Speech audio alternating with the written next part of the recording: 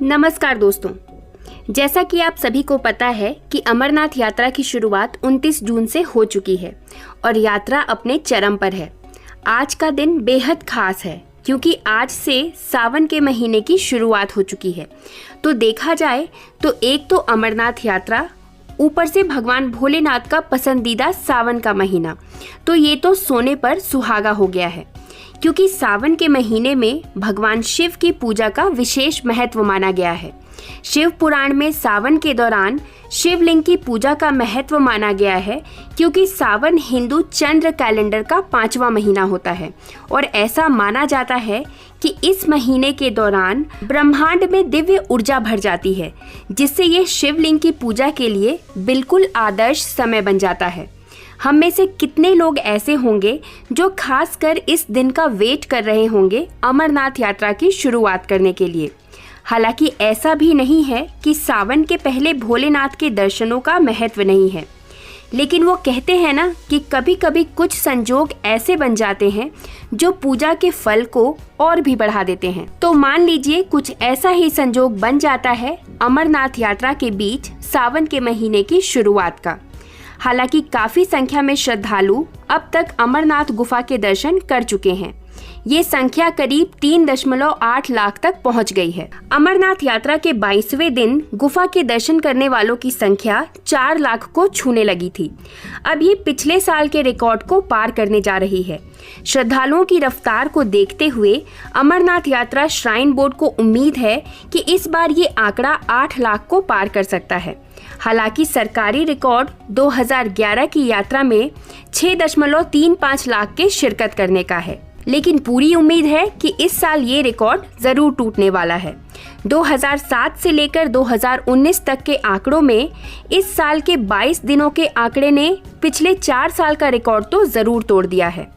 जबकि अमरनाथ यात्रा shrine board के अधिकारियों को उम्मीद थी कि अगर सब कुछ कुशलता से चलता रहा तो इस बार यात्रा एक नया रिकॉर्ड बनाएगी। इतना जरूर था कि अमरनाथ यात्रा में शिरकत करने वाले वे श्रद्धालु अब राहत महसूस कर रहे हैं जिन्हें स्वास्थ्य समस्याएं आ रही थी, क्योंकि स्वास्थ्य विभाग ने यात्रा मार्ग पर पोनी अर्थात खच्चरों पर एम्बुलेंस स्थापित किए हैं, जो कुछ ही देर में पीड़ितों के पास पहुंचकर उन्हें राहत दे रही है। अधिकारियों के मुताबिक यात्रा के दौरान 6000 तीर्थ यात्रियों को सांस लेने में तकलीफ हुई और जिन्हें चिकित्सा सहायता दी गई है।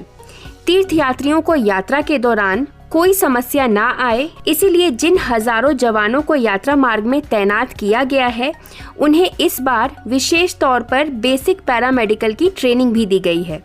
इस तरह की ट्रेनिंग देने का मुख्य उद्देश्य यात्रा के दौरान श्रद्धालुओं की मदद करना है। वैसे अमरनाथ यात्रा का प्रतीक हिमलिंग यात्रा के पहले ही सप्ताह में पूरी तरह से पिघल गया था, पर इसके बावजूद इसमें शामिल होने वालों की संख्या में कोई खास कमी नहीं आई है।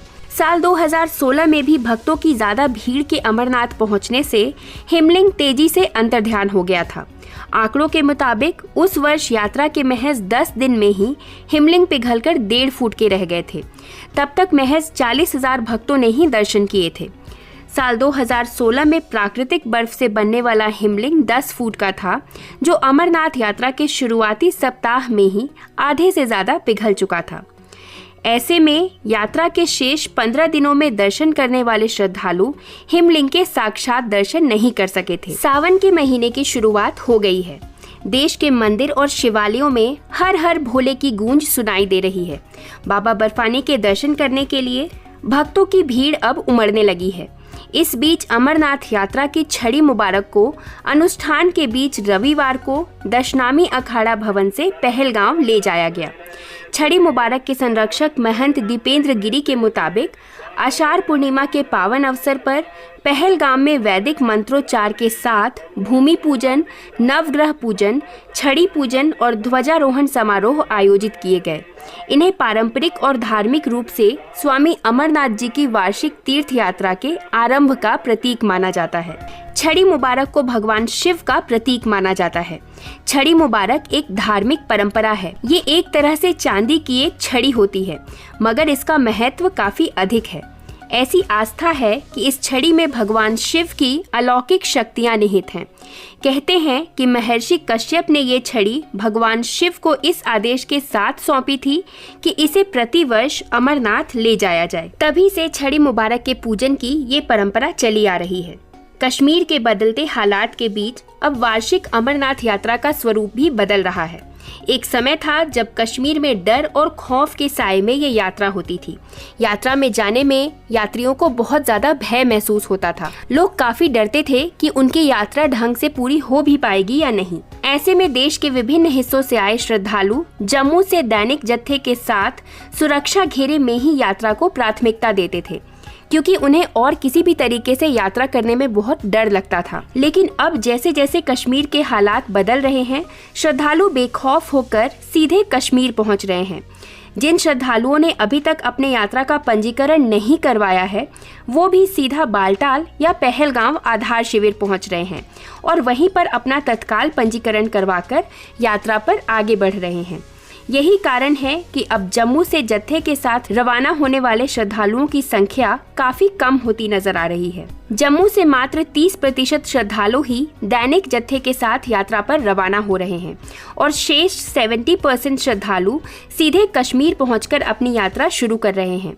खास बात ये भी है, इस बार मौसम ने भी पूरा साथ दिया है और मौसम की वजह से लोगों को कुछ खास परेशानी का सामना नहीं करना पड़ा है।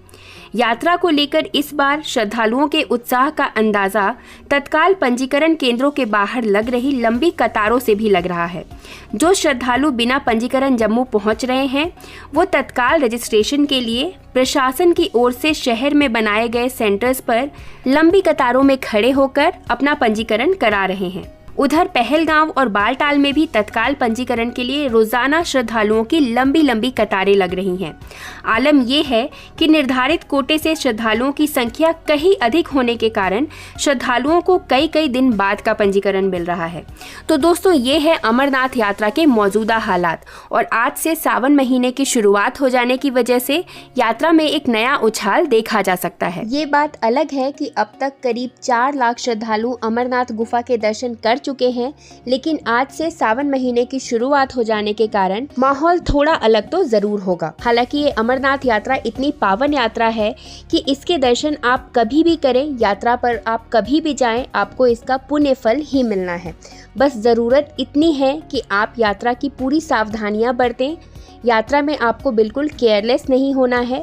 जिन जिन चीज़ों की ज़रूरत बताई जाती है, यात्रा के लिए जो एडवाइजरी जारी की जाती है, उन सब चीज़ों को अपने साथ कैरी करना है और साथ में अपने यात्रा की पैकिंग भी बहुत केयरफुल होकर करनी है। तो आशा करती हूँ ये वीडियो आपको पसंद आई हो। अगर ये वीडियो आपको अच्छी लगी है तो इस वीडियो को एक लाइक ज़रूर करिए, ज़्यादा से ज़्यादा शेयर करिए, कमेंट में जय बाबा बर्फानी लिखिए और ऐसे ही अन्य वीडियोज़ के लिए हमारे चैनल से जुड़े रहिए। धन्यवाद।